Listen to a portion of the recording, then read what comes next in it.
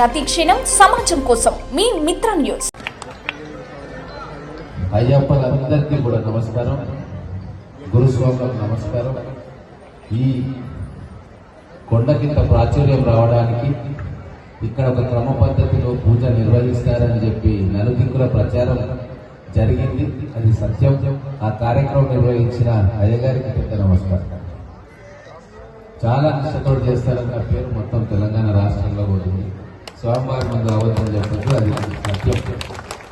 అలాగే 23 సంవత్సరాల ప్రయాణం దినదిన ప్రవర్తమానమై ఈరోజు ఎన్ని వేల మంది అయ్యప్ప స్వామి దర్శనానికి కొండ మీదకి వస్తారు. ప్రతి ఒక్కరు కూడా చిన్నవాళ్ళ నుంచి పెద్దవాళ్ళ దాకా ప్రతి ఒక్కరు తన తోచిన రీతిలో ఈ దేవాలయం తన దేవాలయంగా భావించి వారు ఇష్టపడి కష్టపడి ఈ దేవాలయాన్ని నిర్మించుకున్నారు. భవిష్యత్తులో కూడా ఇది ఒక స్ఫూర్తి చిహ్నంగా అయ్యప్ప స్వామి దేవాలయం అంటే ఇలా ఉండాలి, మేనేజ్మెంట్ అంటే ఇలా ఉండాలి, నిర్వహణ అంటే ఇలా ఉండాలి, పూజ అంటే ఇలా ఉండాలి అన్న రీతిలో ఇప్పటికన్నా కూడా 1000 కీర్తి ప్రతిష్టలు ఈ దేవాలయం పొందాలి.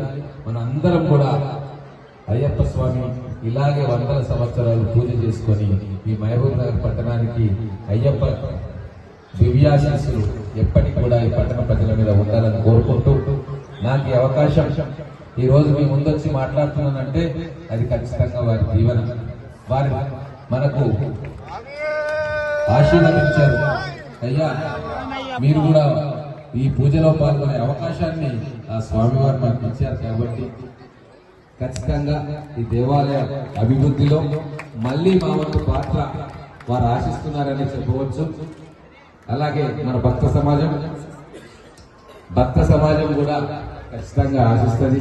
వారి ఆశలు బొమ్మ కాకుండా మా పెద్దలు భగవంతరావు గారు ఏం సెలవిస్తే అది చేయడానికి నేను సిద్ధంగా ఉన్నాను. వారు ప్రత్యేకంగా మన మాట్లాడినప్పుడే